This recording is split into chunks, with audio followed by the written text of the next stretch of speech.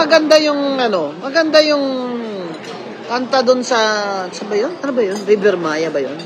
Ano doon? Yung adik baya kamo.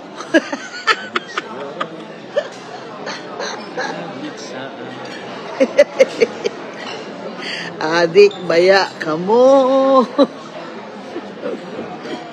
Mamayang 11 nasa Harrods ka. Hanap-hanapin ka. Tama. Hanap-hanapin ka. Mamayang 11 nasa Harrods ka. Ayan, 11. Dito tayo sa Harrods. May event dito yung mga iba-ibang grupo for good governance. Yan. Oo. Yan siya. Ay, politika na. Ang layo pa. Hindi malayo. 3 years na nga nakaupo dyan si Kwan eh. Yung best friend nyo. 3 years na siya nakaupo. Ang dami pa rin problema na pinangako niya. Oh, di ba? Kahit anong gawin niya sa bigas, hindi talaga pwedeng 20. Tsaka, ayun, nag-increase ang gasolina. Nagulat ako, ha? Laki ng increase, ha? 5 pesos. 5 pesos? Grabe, no? Sa 4 na litro, oh. Sabihin mo na lang. 6 na litro lang sa 30 pesos, oh. Kahating kilo na yan ang bigas, ha? Grabe, to sabihin niya, wala pa naman, di pa naman malala yung gera. Ay, grabe. Ano yung alam mo talaga ang problema? May oil deregulation law. Private na ngayon ang may mga reserves. Gobyerno, walang reserve. So, ano yung pwede niyang gawin? Yung BBM, pwede niya na lang gawin, magbigay siya ng subsidy doon sa mga private supplier ng oil para hindi taas ang presyo. Pero wala pang nangyaring ganyan na successful yung mga pa-subsidize ng oil. Wala talaga. Ano daw yung yung nagsabi na i-open daw niya sa public yung Baikal? Ay ha! Galing-galing mo naman. Si Cielo Magno, nagtawag siya ng na i-open yung Bicam para makita natin yung di ba, dinaya nila tayo mga taong bayan yan sa Bicam. Pinagdagdagan nila, siningit-singit nila yung mga akap-akap na yan. O di ba, yung Bicam na yan, nawala na lang yung PhilHealth natin. Basta. Sabi ni Cielo Magno, in-live stream, i-open to the public ang bicameral conference ng Senate at ng House. Yan yung bicameral, bilang Bicam, House, mga congressmen at mga senador, meeting yan sila to finalize the, the entries there in the budget for the General Appropriations Act na bubutohan ng mga senador at kongresista. Aba? Wala pa nga 24 hours, sumagot na agad si best friend ko, si Romualdez. Sabi niya, payag siya. At ito, sabi niya, bantayan nyo, kasi pera nyo ito. Bantayan nyo ang kaba ng bayan, kasi pera nyo ito. Anak ng tinapaka naman. Yung akala mo na talaga, bobo na talaga kami, bobong-bobo na kami. Ikaw na nga dyan, binabantayan namin, tapos babantayan pa namin yung Bicam. Ikaw pa magsabi na bantayan namin yung Bicam dahil pera namin yan. Ikaw na nga binabantayan namin eh. Kasi baka ubusin nyo dyan eh. Nahabla-habla na nga sa Supreme Court to declare the General Appropriations Act unconstitutional eh. Dahil sa paggagawa nyo eh. Tapos ngayon, ikaw pa may gana magsabi na bantayan namin ang Bicam dahil pera namin to. Ano pang babantayan namin? Naubos mo na sa akap, napamigay mo na. Bago pa mag-eleksyon, napamigay na ang akap. Ano pang babantayan namin dyan? Itong next, ito sa lang. Suggestion natin sa kanya. Maniniwala po kami sa inyo, sir, kung kayo mismo susuot kayo ng body camera. Oh.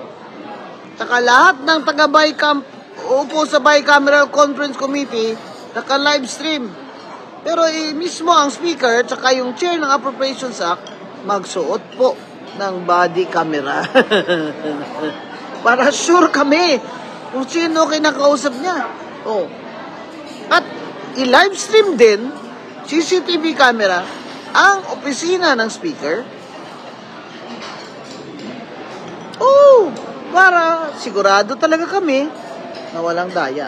Yun. Kung gusto niyang maging mabango sa taong bayan, taxpayers, edi live stream nga niya ang bicameral conference. Lahat ng steps, pero i-live stream niya rin ang opisina ng speaker. Yun, di ba?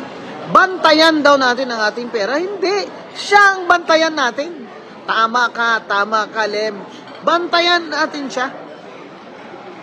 Tatapon pa niya ngayon yung responsibilidad sa atin, ha? Kung siya naman di ay, nagbugo na yun mi kayo, ana, oy, sus. Patay, buguan na to, anig. O patakasabot, sa niyang ginahimo sa to, ha? Yan, mga kababayan, ang lesson natin. Kasi naman itong mga congressman, tando, bala kung sa Ilonggo pa, na namin sa kanila, tando. Wala sila doon kasi may akap din sila. Hindi ba naman kayo mahiya kayo sa tao? Mahiya kayo sa mga taxpayers? Kaya alam ko, gusto ko, yung ginagawa ni Ping Lacson, wala na lang pork barrel yung mga congressman. Ako, attorney, paano yan? Paano? Gusto ko nga i-donate nila yung mga part of their salary sa kawang-gawa Donate nila. Para sigurado tayo na yung mga gustong tumakbo ay wala na silang, kung ang gusto lang nila ay makakwarta dyan, hindi na sila tatakbo. Sabihin na, ano ba yan? Magkano lang naman makukuha ko dyan? Wala na pala akong kickback sa, sabihin nila, wala na palang SOP, wala nang kickback sa mga pork barrel. Para ano? So yung tatakbo na lang, yung mga walang interest sa maging pagnanakaw sa at mga kickback. Pwede naman yun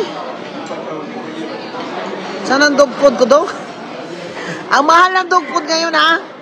2007 na kaya isang sako. Mahal. Lalo na yung isang dog food ko, yung Royal Canine. Abay, more than 500 yun na kilo.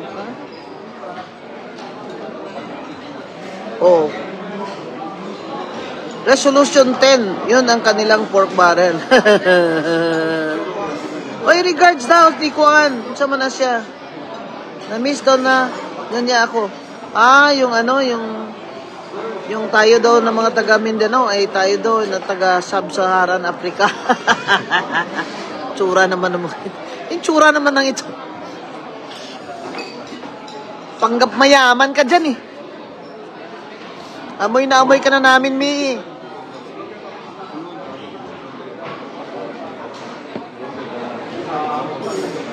Yun, mga baga, kahit nawungi.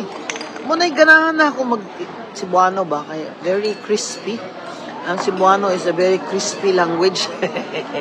Kanang makaulaw. Yan, nakakahiya. Bagag naong, makapal ang mukha.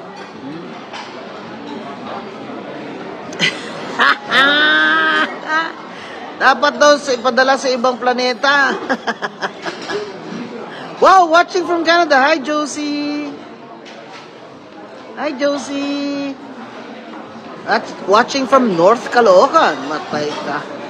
Muna mag-North America. Yan. Ano ba? Attorney Ilongga po kayo. Ilonggo kayo kaday. Oo, Ilonggo ko yun. Tao ko sa Negros, Cadiz. Pero, si Buana po kung dako. Kay Siliman man ko nag-high school. Yan, ako mga amiga, mga Bisaya. Yan. Sobra pa sa baga, attorney, oh. Itaw daw.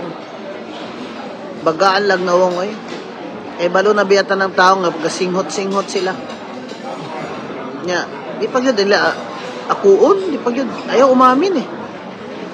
Tsaka, bakit ang baba nung yuko-yuko niya doon nung sinusunog yung shabu? Baba ng baw niya, parang hapon, ah. Kasi, naamoy niya yung, yung usok ba? Sayang, eh. Yung cocaine po, hindi po yan sinusunog. Sinisinghot. Huwag kayong mag-alala. Lahat naman may panahon. Yung iba dyan, gusto mag-presidente. Kaya ngayon, pag good luck siya. Pag good boy siya. Open ang bycam, ha? I-open. Kaya wala naman. Sa pa may among open nun diya. Kaya naubos naman. Kanya, wala na. Gasto naman niyang akap. Oh, Alberta. Taga-Alberta, Canada. Katok, kaayo na siya. Katok lagi. Kudagan lagi. O presidente. That's why. So, you watch out. Kantayan nato ni siya. Kay 3 years. In 3 years, ano pa kaya mga kababalaghan dyan ang gagawin niya sa pera ng taong bayan? Alam mo, talagang ayaw ko dyan. He's treating us as if stupid na takaayo ba?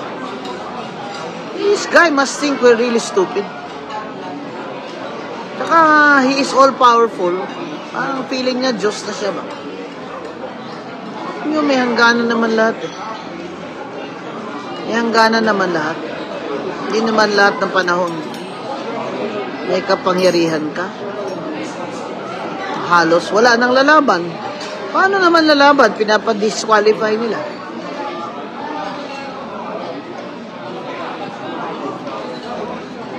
Pero 3 years? 3 years na si BBM? Ganito lang din? Ganito pa rin tayo? Worse pa?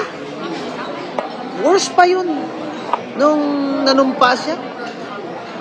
Lahat ng promises niya, ng kampanya, wala siyang tinupad. Ano? After 3 years?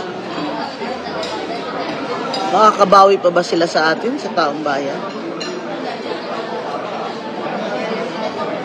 Mapataas pa ba niya ang sahod? Kung pababa ba niya ang presyo ng pagkain? Ang presyo ng langis? Gasol? Jeepney? Bus? Ang mga MRT ba ay magiging accessible sa mga may kapansanan? Yung elevator ba ng mga MRT ay gagana in 3 years para sa mga naka-wheelchair at mga pilay at mga matatanda? Yung concentration nila sa next 3 years, paano sila makakuha pa ng mas maraming kwarta para ibuhos nila sa sunod na eleksyon? In the meantime, more than 2 million Filipinos walang trabaho. Prices of food and goods and basic commodities are high. Walang effort at all. Walang effort to invite new capital, new investments. Peace and order is bad. Kaya, sino naman ang gusto mag-invest sa Pilipinas at gusto mag-tourist sa Pilipinas na ganito na naman ang ating peace and order situation ay bad. Kaya yung tourism sa Asia, pinakulelat na ang Pilipinas. Yung pagkulelat, walang tourist na pumapasok. Walang maliliit na negosyo dyan na mabubuhay. Maraming nagbibenta dyan, ang tinda-tinda lang dyan. Ang mga beach resort, ang mga tourist sites, awa na. Peace and order is bad. Smuggling is on. Hindi pa rin bumababa presyo ng bigas. Sasabihin nila, inflation rate is low. Ganyan. 1 digit na lang. Kamo. But the poor, they feel it. They feel it. Kahit sabihin mo 5% na lang ang inflation. They feel it. Gasolina. So ano pong gawin natin, attorney, sa 3 years? Bantayan natin sila. Bantayan natin sila. At huwag kayong matatakot na magsalita o mag-express dyan sa social media nyo ng mga kasamaan sa gobyerno because that is your right. Freedom of speech ka na. Basta focus lang tayo sa pagbabantay ng ating kaban ng bayan at ang mga pag-abuso ng ating presidente at mga may kapangyarihan. Pabiktim-biktim na sila karon, attorney, tsakto ka, Josie. Sila pag-biktim nga 2 million sa Pilipinas walang trabaho niya, gutman na. Gutman na kayo. Sila okay ra sila. Butod na sila panambok sa kwarta ilang isulod sa ilang mga hindi na gani maihap ng mga kwarta ba? Hindi naman matago tanan sa bangko. Grabe no? Billion sila kung mga awat no? It's not funny ba? They are raking in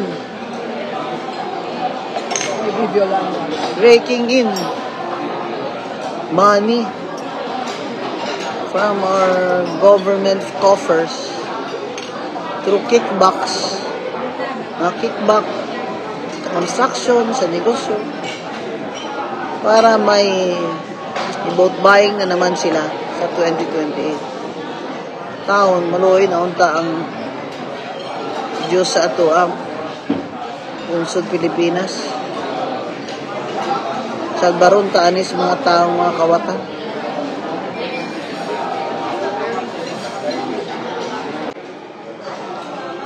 Sabayan nyo ma'am ang sona. Mas manood pa kami sa inyo. O nga, no, magsona din ako. Magsona din ako, anak. Attorney, sabi nila, bakit daw po inaaway? Sinasabihan bagag, madami naman po nagawa. Grabe naman, nagadaming nagawa. Ano ba nagawa niya? Maharlika funds? Ano nagawa niya? Maharlika funds? Hanggang ngayon, di natin alam sana yung bilyon-bilyon piso pera natin. Tapos, sinasweldoan nila, milyon-milyon, bawat buwan, yung sweldo ng chair nila at saka board. Hindi naman mahiya ito mga ito, oy. I-refund nyo kami, oy. Wala naman kayong bagong negosyo dyan na wala namang income yung Maharlika company nyo. Tapos, milyon-milyon sweldo nyo. Sa milyon-milyon ng sweldo, logi na kami. Ibalik nyo na yan, yung Maharlika pan na yan, sara nyo na yan. Ginawa nyo lang yan, parang racket yan eh, racket. Maharlika Racket Scam Fund. Grabe yan. Ikay ko pag-ugtas-ugtas anak eh. Nangurinot ka. Inalan. Wapa lang ba? You know, at least 40% of Filipinos speak Cebuano. That's why I really speak Cebuano. Although, of course, my first language is Ilongga. My second language was English. My third language is Cebuano. Tagalog is only my fourth language. That's why sa Tagalog, kung nagtatagalog ako, nagtatranslate pa yung brain ko. Saka hindi, minsan nag-translate ako sa brain ko, hindi diretso English. Kuminsan Tagalog, Ilonggo, English. So may delay ng konti yung speech ko. Pero di ba galing-galing ko na magtagalog? Bawal magmura, no? Maraming nanonood dito ng bata. Pag-good manners kayo dyan. Attorney, nakakabingi, nakatahimikan na ang mga politicians na lumalaban sa corruption. Mukhang focus na lang sila sa alam nyo. Dati, call out nila yung corruption. Ngayon, hindi na. Pansin nyo. Kasi upo din sila eh. Tatanggap din sila doon. May AX din sila doon. May akap-akap din sila doon.